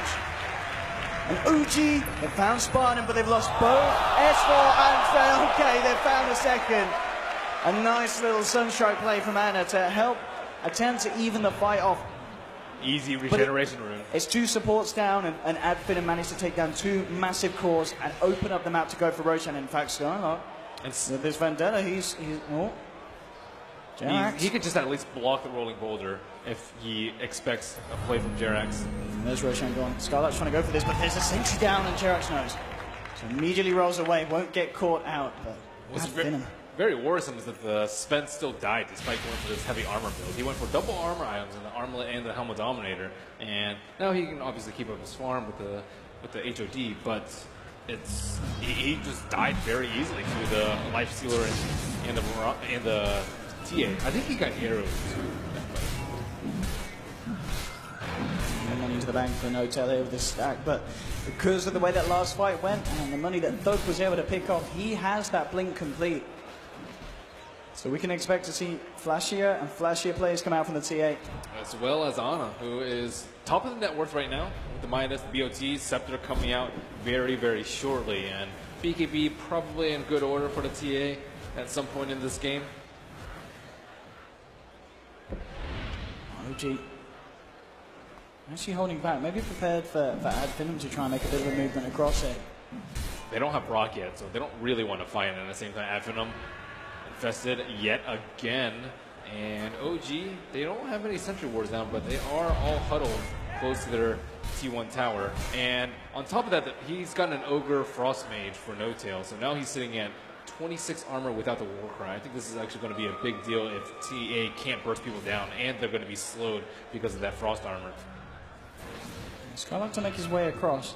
The sentry ward placement, though, very good for OG. Will make it very hard for Skylark to find the angle that he needs. Sentry down, but no obs in the area, so still going undiscovered. No-Tail, okay! Oh, he jumps back, looking for the backline, he's trying to get S4, making sure there's no jump in. Manner of focus is No-Tail, and No-Tail is kind of been split apart from the rest of his team because of this play, and that's the Sven down. FINEM there, beautifully breaking up OG. Wow, Thug, he just walked up there. He's like, I know where everyone else is. That's because of the angle that the Sven came from. He doesn't have a point dagger, so when he just walks down from the ancients, he expects the team to be sitting behind him. What a read from Thug. Oh. That's full. To blink away just in time there. Good reactions. FINEM getting a very early tier 2 here by the looks of it. Oh, and Warcry stolen. That's nice. Level 4 Warcry. Yeah, they'll take that. Very good against the duel. And Ana on the top side will keep split pushing, but no Nick Sesson is over there. Ana can turn around these team fights very easily. He can, especially once he's got that Aghanims done. And he's only about, 1,000 gold away from that. That's up to the Nick Assassin that controls him, but it's going to be extremely difficult with no Blink Dagger up. Life Stealer, he doesn't need the Dezo nor the Blightstone because TA is the one that's going to be dishing out the majority of the physical damage and will apply that Desolator debuff. So I wonder what's next for him. He could go... not sure. AC is not that bad of an item. He just wants to tank up. SNY I also think is pretty darn good. Looks like he bought a Hyperstun, so AC is probably the most likely option. Immediate smoke. Ooh. OG did smoke up themselves, and it looked like it was a defensive smoke, ready to catch this sort of movement from FINEM, but their smoke's now worn off. They backed off. There'll be a scan, and FINEM's going to know that they're in the neighborhood. Skylark leading the way. Can he get that jump? Fly would be a perfect target. Make sure they can take him out of the fight before the rock comes out. They get the vision. Telekinesis lifting him up. He's out. There's no chance of chaotic offering, and FINEM are looking for more. Moving on to No-Tail. Pops the Ghost Trick, starts to force them back, but indeed this stolen Warcry doing so much here for the side of FINEM. OG just can't fight back into it, though. Jumps forward, looks towards No-Tail, but they'll lose the TA. He's got the edge. It's a good duel from S4. Ends matter. Thug, you play his way out of this one. They've got to be careful here, FINEM. Forcing him away. Matai still sticking down. The jump forward from S4 is held back by the spike carapace on Skylark. MNT TP's away. Skylark should be able to escape as well. Okay, that ice armor is very problematic. I think Sven would have died had that ice armor not been on him. I mean, there's not really too many ways to counter it. I guess you can counter it by like infesting the creep, or getting the Fusel Blade, or getting HOD of your own. But right now, like Sven does a lot of damage, but he doesn't have that much mobility. But it doesn't seem like they're able to kite that well in the team fights because of press the attack. Press the attack just lets Sven have so much uptime with his God Strength. So I'm not really sure how they address this issue. And is this the kind of the best kind of play for OG at this moment? Just allow Anna to split the lanes out and just wait for AdFinem to come to them, because they know that with AdFinem's draft, with their lineup, it's AdFinem that are more reliant on finding kills in this stage of the game. Yeah, I think going later into the game is going to be beneficial for OG. Like Duel plus Sunstrike is very solid at getting kills, regardless of whether or not there's BKBs. And then Invoker is going to be a king of team fights once it goes later on into the game and he gets his off the ring. Again, with this Mercy Place Ward, AdFinem's going to know what's up around the Radiant Ancients. Jarrett's rolling forward, seeing if he can get a connection. And AdFinem. Oh, Nyx Assassin, he is waiting for Ana. He does have a 4-step. Let's see how good Ana's reactions are. Can he play into this one? He's going to have to 4-step in and then stun and then pop out. And I think it's about time. Yep, force forward, goes for the stun, but oh no, he misses the stun! And dude, he is so fast. Oh, he pays for that mistake, Skylark. And Madara could be in trouble as well. Ray's still on cooldown for 5 seconds, TP as well. Also with the Moonlight Shadow, he will be saved. Ana is so fast with that, though. It's incredible reflexes from him to be able to pop Ghost Walk like that. And, yeah, it seems like Nyx Assassin does need a dust. Doug has got his BKB, though. The money's there. Yeah, with this he can kind of run at the Warlock. The problem is BKB won't stop him from the Legion Commander, nor will it stop the Rock. So they need to be able to kill the Warlock before the Rock comes out. A lot of it is due to the Nyx. Madara's actually going to get jumped upon him. Maybe a bit of a bait. Spartan moves forward, trying to help out the Lifestealer. He's going to live throughout the duel. Now looks to back up and run. Anna boxes over on top of the Chaotic Offering Golem. Looks towards Spartan. Spartan goes for the TP out. He's going to make it. Madara, can he survive here? Skylark's in the neighborhood, but the jump force from the S4 is there. Now chop down the Lifestealer. I like a BOT on the Rock. It's very hard to stop, and it's pretty far away from the T1 tower. AdFinem thought that it was a pretty good fight for them to take, but they're losing more and more ground as OG's 5-man continues to oppress AdFinem. Roshan is up soon. I think that's going to be a bit of a break for AdFinem. They need more items.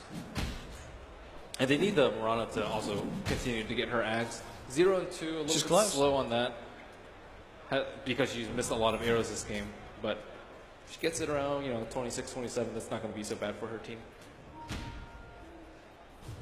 At around that same time, though, as well, we should expect to see No-Tail finish off his BKB. Yeah, No-Tail he is really strong in his team fights. And like as a life stealer, you can't just, if you run away from this fight, you're not going to be doing any damage at all, because you're going to have to use your rage like super early on in the fight because of the Earth Spirit Silence and because of the Invoker. So like at some point he's going to have to deal with this Fen, but like No-Tail's build is so good at dealing with the life steal and the TA. He is more than willing to man fight. And this is going to be very, very hard for AdFinem to fight into and bring down these cores, as you mentioned. They do need these further item pickups. I mean, for Thug, what do you feel that's going to be? What is the damage item that he'd look to go for this game? Daedalus. Daedalus. Or Bloodthorn. I've seen Bloodthorn a decent amount. It's okay at killing the Invoker, but I think the Nyx Assassin also needs more items, because like without a blink it's very unreliable, and he like keeps dying in these fights because he isn't able to escape. I think the blink will allow him to continue to get more items as well as get better initiation. Then of course you want to Scepter just like last game. Constant mana burns on the Invoker makes his life hell. Uji now with the smoke ready to go. Spartan is ready to pop it. They ping him out, And this could be one of those timings that catches out FINEM out, because if they're keeping track of the chaotic offering, they'll know it's not there, and they're going to make this move immediately in with the duel, catching out the TA and thugs down. They're going to lose more potentially. A good tornado to clip Skylark. They'll surround Spartan, who turns around with a stolen tornado, but No-Tail with the BKB continues to chase down. In fact, Spartan, can he live? He's been dusted up. The Shadow Word ticking him down low, holds back the Sven with a telekinesis, tries his best, but he still ends up ticking down to that Shadow Word damage. And 3 heroes dead. They cannot stop the Blink duel into the Infernal combo. And Madara could be in trouble, rolled in upon. No duel yet. He's hiding. Uh-oh, that range creep is working against him. Oh, no, not the range creep. Oh, yep. Goodbye. Nothing to see here. Oh, there we have. Jump forward. Madara continues to try and run. 5 seconds until the duel comes back off cooldown. Tries to slow down S4 with the open wounds. Good silence, good stun. MNT trying to come across and help, but the duel is sun strikes there. He's out. Chaotic offerings drop. LGOG, they're not done. They want to look for more here. MNT slowed down by the ice wall. They'll find themselves the Mirana killer now. Skylark's in trouble as well. Jump forward for Jerax. Oh, the smash! It hits both of them. Jerax there, enabling OG to get the team wipe. Bringing out FINEM to the floor. OG smelling blood in the water as they push down this T2 at FINEM. They've just lost team fight after team fight after team fight. Their heavy cores aren't itemized to deal with the duel. And Ana is just continuing to amass and Thug jump forward. He will put the BKB. Jerax forced to back off. No-Tail trying to get the sun strike. Ooh, he's got the refraction back up. Wow, that was close. That was bad. I think there was a millisecond in it.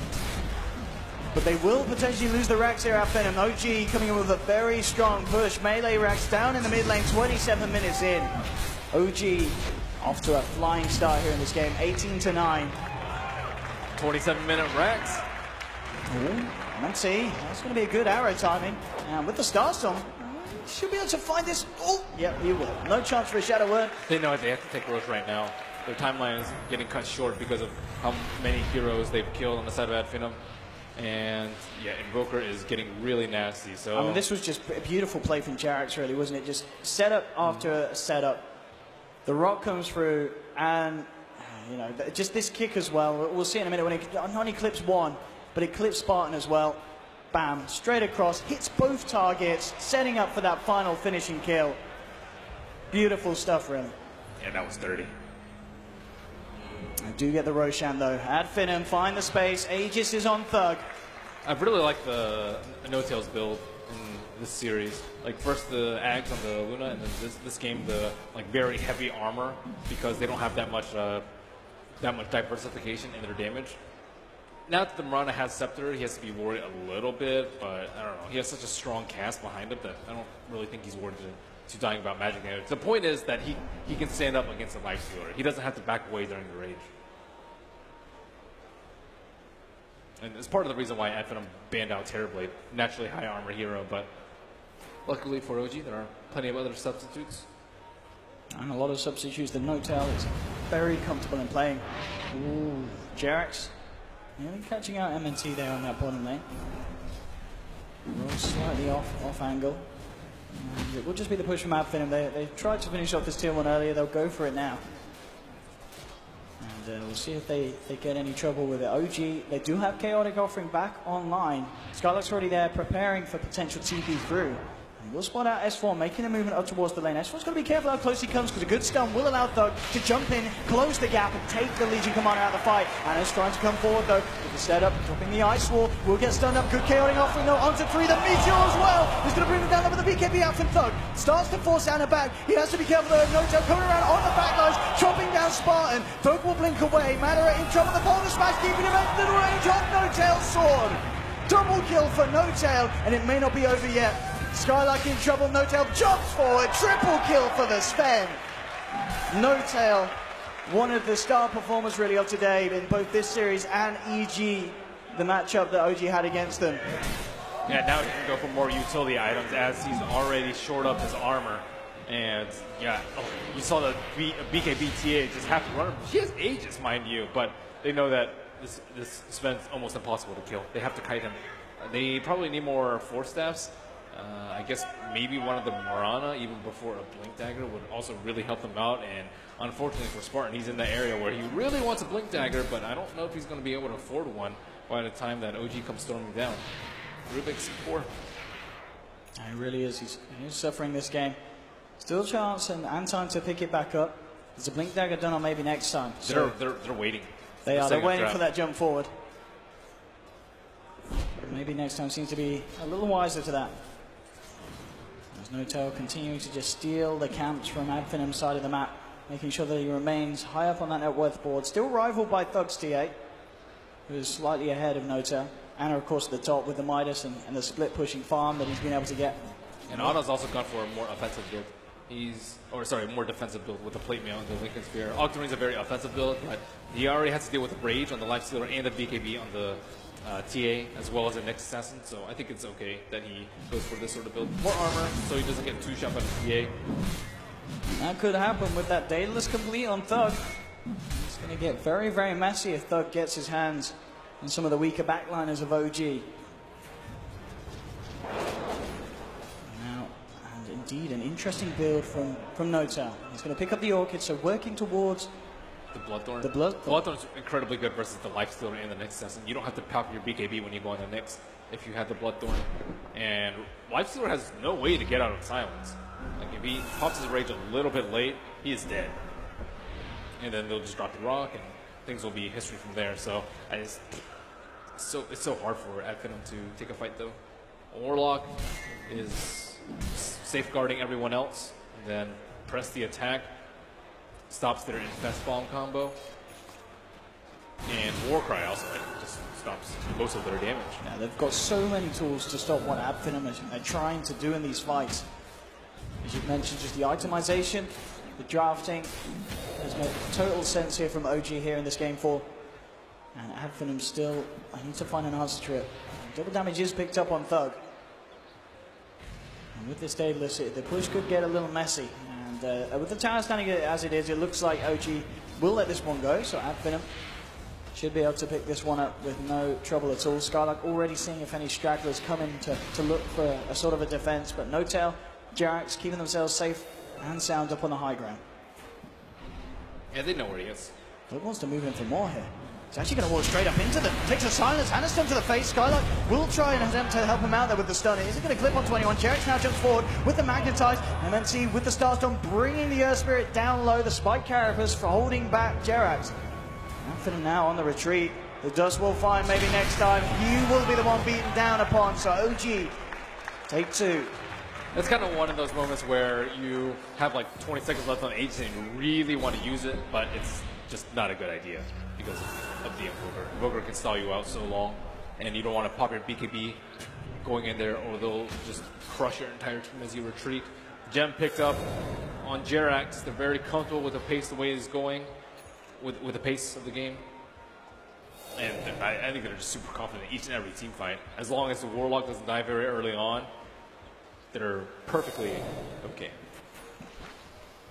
And with the smoke, they may just find themselves a kill. Skylark's coming across. They have got the vision on Jerax. Immediate jump in with the duel. Skylark's going to go down. Can they get themselves anything more? Good silence from N0tail. Onto the Lifestealer to make sure there's no chance for a rage from Madara. The chaotic offering stun. Chaining him up as well. Focusing on the backline though with Spartan. They managed to cut down onto the Warlock. Maybe a buyback from Skylark. They're looking to try and turn this one around, but the jump in there onto Thug. Thug taken down as well. He's out for 80 seconds. Spartan is also going to suffer the price as N0tail picking yet again up another triple kill. This is one of those games where you just feel so useless as a Lifestealer. Any target you open wounds gets press the attack, then they just have so much armor on the Sven that it's one of the, like, you should run away while you're magic immune. That's really sad. You can't do any damage. Oh my goodness, N0tail playing so beautifully aggressive. Jumping forward, forcing FINEM back away from this advance. As OG start a hero down onto the tier 3. Okay. Jerax there with Anna. Getting the kill on Spartan. They'll clean up a second set of racks 34 minutes in. Spartan thought he was safe. He dodged the Sunstrike and didn't see the other 2 spells coming.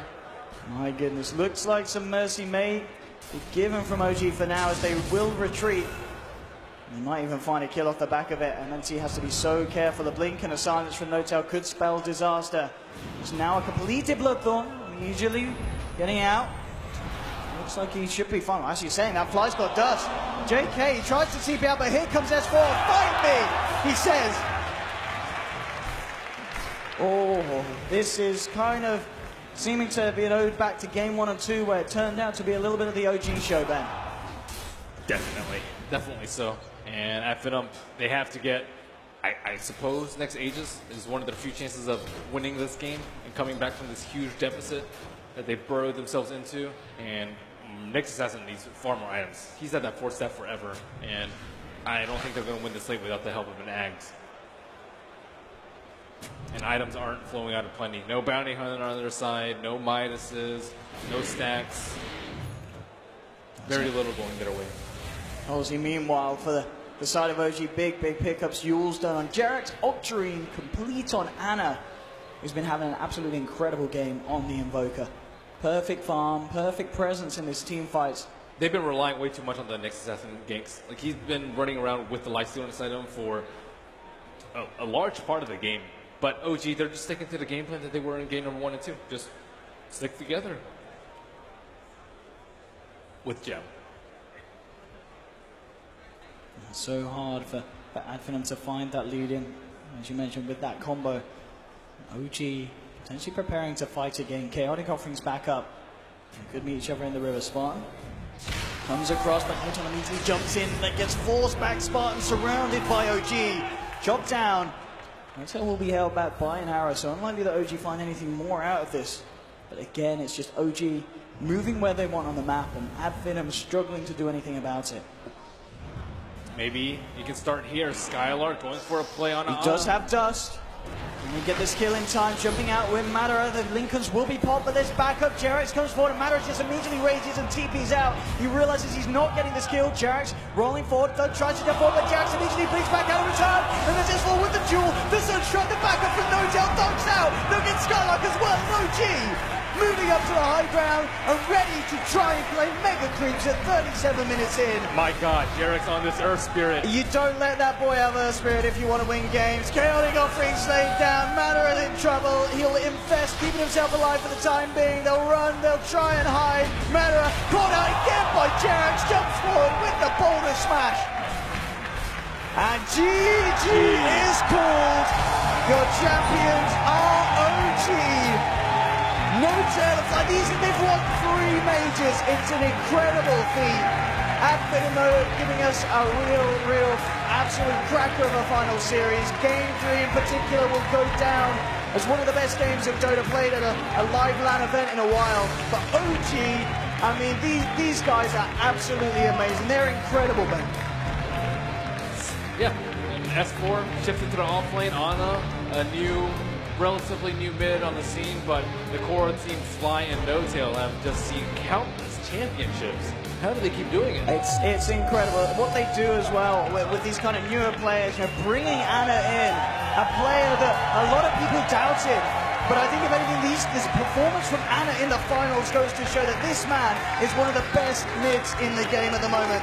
And it's all thanks to the perfect backup of his team. And Jarex's play in that last game gives us a solid, rocky reminder why teams need to be so scared of that kid getting his hands on the Earth Spirit.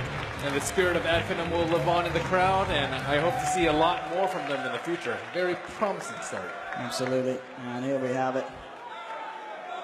OG, your Boston Major champions, ladies and gentlemen.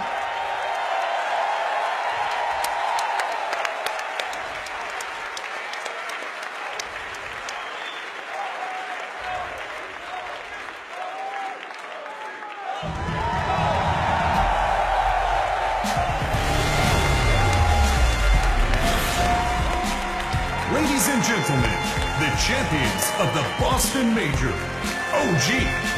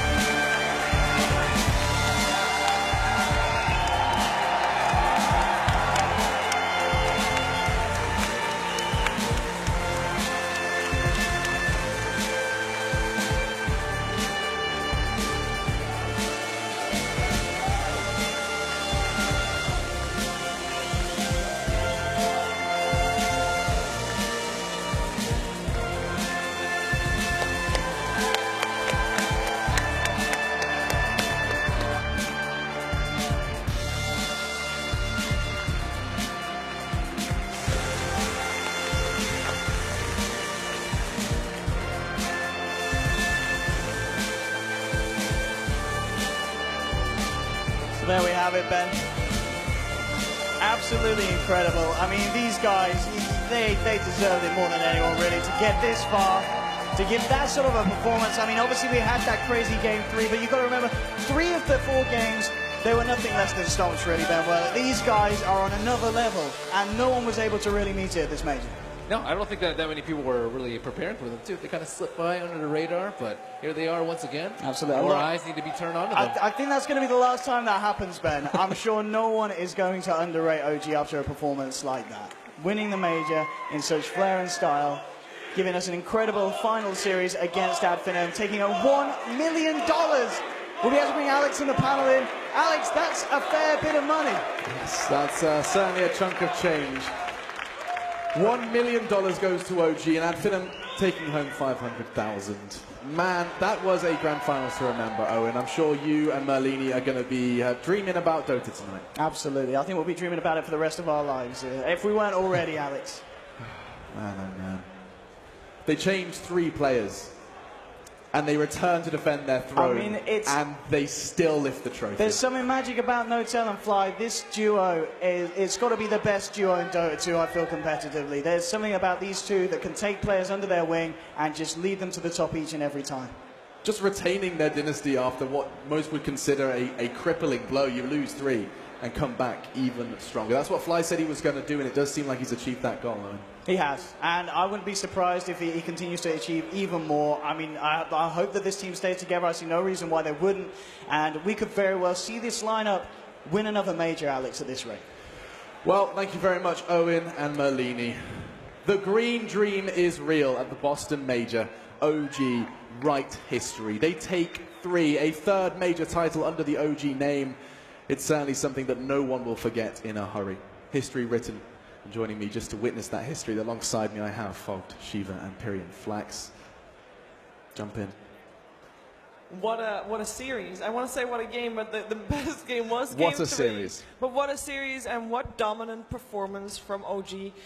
Yes, we have underrated them throughout this tournament, I think, with all eyes being on Virtus Pro and EG. OG just coming in, just swoops us all away and just dominates from the get-go, and it's amazing that they have been able to do this for the 3rd time, Fog. Yeah. Only dropping 2 games here at the main stage. 1 versus WG Union, 1 versus FINEM.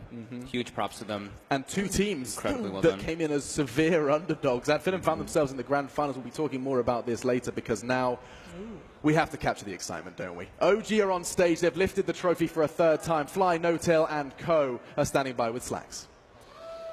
Ladies and gentlemen of the Wing, 3-time major champions out. They won Boston. They're in. They won. It's OG. Welcome, guys. Give it up for him. Notel, the boy, the flower, the legend. Hello. Woo. Still shaking? Yeah, I'm very shaky right now. So, I mean, you guys redid your entire team, and you did it again. You 2 are the only survivors, and that's your 3rd major. How? How is this possible? How have you done it? I mean, it's definitely thanks to these 3. No way, and of course Coach Seb. But I mean, we just play like some. We're oldies, you know. We just play some rusty Dota, and then we get carried. All right. Will anyone ever break your record, Fly? You have coached 3 of the same teams that won the same match. Well, no, you were the captain. I'm freaking out. Is anyone ever going to break it? Yeah, us. And do another one? Attaboy! Attaboy! Hello, sir. Your first competitive game was 6 months ago, and you've won a major, right? Yep. What do you have to say to guys that hope to stand in your shoes, guys that are new to the scene and want to be where you're at? Just do it. Just do it. All right. S4, his voice is gone. He asked me not to ask you a question. I'm sorry. So I'll ask you just a quick one then, buddy. How does it feel to be a god? A literal, living Dota god? Feels good, man. Boy. All right. Some would call you the MVP. You were standing on this stage before. You got 2nd. And now this time, baby, you got 1st. How does it feel? I just want to thank Sebastian, our coach. I think he's the greatest guy of this team, actually, and I really want to clap to him. He's amazing. And, I actually don't know how I feel. I just feel whatever. All right, sounds good. The boys just feel, for one more time, guys, give it up to probably one of the best teams to ever grace Dota. Your major champions yet again, Team OG. Thank you, guys. The crowd on their feet, and it is oh so justified. OG have done it, and I don't know how many times we're going to have to remind you just what an adventure it has been. This Boston Major, it started with OG looking seamless in the group stage. They then proceed to make short work of the round of 16. Dropped one game until that grand final. FINEM may have made them sweat, but OG have made this Boston Major rather special for themselves. And I mean, Jerax, Tim again. Tim! I've done that twice now. I thought you did it on purpose right away, too. There's a reason for that. I'll explain it later. Anyway, Ted.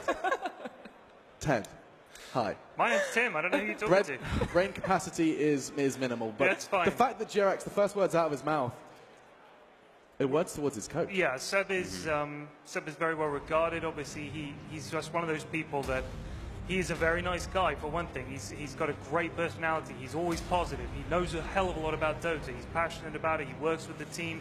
He's a great guy. He really is. So having someone like that in the organization, I mean, they must just be such a great team to work with. You know, they're not. There's no difficult characters. There's no one awkward. They're all incredibly talented at what they do, and they just keep doing it. And No Tail and Fly, you cannot overstate how big an impact they've had on Dota, because they've been around forever and they just keep winning things. It's incredible. It's crazy that two people can just command a team like that and have, pick the right people for the right jobs and have that people management, if you will, to be able to take a team like that and in like 6 months, less than 6 months, take the team and take a finals at a stage like this, the Boston Major. It is an incredible feat. Fogged. They lost a game like that. 80 minutes of Dota. OG conceded in the end. And to bounce back like that, that takes something rather special. Yeah, I think they played super well. I think their draft allowed them to too. They picked the Sven, which may have been a bit greedy, but overall, I think Jerax's movement in the early game was divine, and Anna's performance on this Invoker was something to watch. If you want to learn how to play Invoker, watch that game, because his spell usage was on point. The rotations from Jerax kind of enabled him in a way, but he was perfect. His reactions as well, you could see, I think maybe a bit of nerves may have gotten into the factor for Skylar a couple times with those stuns, but he was instant on those ghost walks in multiple instances that saved his life from potential deaths and potentially changing this entire result of the game. So big props to Anna, big props to Jerax for this one. They really pulled it out and just went next level. Yeah, just all the players just performed at the highest level, and let's not forget FINEM, they did really well this major as well. They went above and beyond in terms of expectations. Falling to OG in the grand finals, sure, they would have rather have won, but a great accomplishment nonetheless. Yeah, they should be extremely happy with them, with their performance, with what they've achieved. But we can take nothing away from what OG have achieved. Yeah. There's Sebastian actually lifting the trophy, which was definitely well deserved. So, I mean, honestly, OG have just done it. They're a dynasty team, absolutely. They all played it so damn well too. Like we keep talking about Jerax. Okay, he was definitely the shining star. He definitely made these super flashy plays, these clutch plays. But No Tail was just super consistent. His decision makings in the game was very good too. This game, his item decision, I questioned the armlet. It was very good just because of the bonus armor versus the mass physical damage from FINEM. He even picks up the Dominator, gets an Ogre creep, so that ice armor as well. He just had very, very consistent plays. Same thing with S4. Maybe a little bit more flashy from S4, but consistency. I honestly thought when they went Invoker and Sven that it was going to be too greedy a lineup. I mean, I thought that FINEM would be all up over them, taking advantage of that, shrinking the map, shrinking their farm. But as it was, I don't know how they were able to find the farm. They dodged a lot of ganks, and they just played brilliantly. That's what it took. Let's very swiftly bring up that scoreboard to remind you some of the big names and the big plays. One of the quotes I'm going to take away from this game was, "Don't give Jerax Earth Spirit if you want to win." Do not do that under any circumstances. He is a god on that hero. Let's look at the assists. Look at those assists. It's absurd. But you can see how much the way that they draft just enables all their players. They play in such unison as a group. Everybody is pretty high up there on the kills and assists, so they just worked so well together, and it showed. They showed such determination, and you could tell they really wanted to win. No Tail and Fly, these two guys, legends. I mean, you look at Skylark and Spartan in this game. In the games that they lost, they were the guys who suffered the most in terms of deaths. They just couldn't get anything going. In the games where they did well, it seemed like hardly any of them died. You know, it was just completely different scoreboard. And look at that story. Yeah, he was brilliant. He was brilliant. So we were on the verge of still selecting Jarex. He has played amazingly throughout the entire series, but this game, his Invoker, deserved in this spot as MVP. People have doubted him in the past, but him being here on this stage really shows that he deserves to shine here. He dies just once in the game that gets them lifting the trophy. The Eagle Song, indeed. It was a very, very graceful victory for Anna. I love that Slack says, hey, you played your first competitive game 6 months ago and you're lifting the trophy. He's just numb. He's like, where am I? Who am I? I've just got $1 million major under my belt. I mean, that's awesome. Right, you know what's coming up. One final of one of your favorite segments. Let's check over with Purge and see how OG did it. Hey guys, how you doing? Pretty good game, pretty good series, a lot of fun. A couple quick clips to look at. This is one of the first times that FINEM had a great team fight gank, some separation, no good fatal bonds here, and most importantly, they separated No Tail and kept killing him, but that eventually led him to start grabbing ice armor, troll creeps, and he really just stacked up the survivability, which really mattered in some of those other fights. This one, for example, this is a little gank that Skylark attempted. He missed the stun. I saw this happen maybe 3 times throughout the whole game where Anna was super fast at going invis, and little gank avoidance things and ganks kill returns is just a huge way to get back in the game. And then finally, in the last engagement, Thug got initiated on, no BKB pop, and these are the kind of timings that FINEM needed to hit, but they kept being only 1 kill, maybe 2 kills for them, and always more kills in return. So OG just, from the start to the end, had amazing control of every team fight. They completely deserved the win. There's no doubt about it. A deserved win, and I don't think anyone is complaining that we got to see a 4th in the series. FINEM putting up a truly spectacular game. One we'll remember for a long time, and talking of memories, it's been a long major. And of course, it's been a pleasure to serve alongside you guys. Ted, you had a good time here. I'm not going to do the accent. Boston? I have. Boston was a great town for a major. I thought everybody, the crowd was super hyped. Are they still here? Yeah, of course they're still here too. It was a great event, and Alex, I think that I'm sure all of us want to say, and all the guys that have worked with you on the panel, welcome to Dota 2. You fitted right in, baby, and I think you did a fantastic job, and I hope to see you again in another event soon. That's very kind of you. Thank you. Shiva. The makeup is preventing you from blushing, but I know you are. A little bit. This event has been absolutely amazing. OG taking it is just the cherry on top there. Crowd is phenomenal. The shouts, the screams.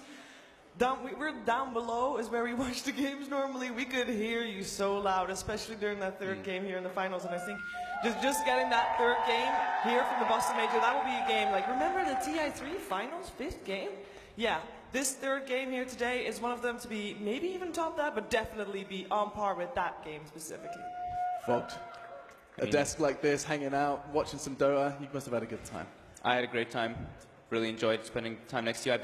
I've been closest to you as well. You know, I've been like 3 feet away. Everybody else is all far away over there. Are you trying to steal him for yourself? Yes, he's ours. exactly. I'll fight you for him later. But I'm very thankful. Really enjoyed working with you and really enjoyed the crowd. Thank you guys. It's been really a pleasure, and we got some great games. Absolutely. Great Dota has been played today. We're not going to forget it. Thank you. Final thank you to the Wang Theatre and everyone involved in making this production happen. PGL, another fantastic major experience. Yeah. Truly has. And actually, you know what? Word on the street is PGL has one final gift. One final thank you. It's not just from PGL. I'm not going to say any more, but as we do say goodbye from the Boston Major, we had our twists and turns. Vocal cords indeed were broken during that grand final. We've seen signs made, we've seen champions crowned, and now we say goodbye with one final treat. Enjoy.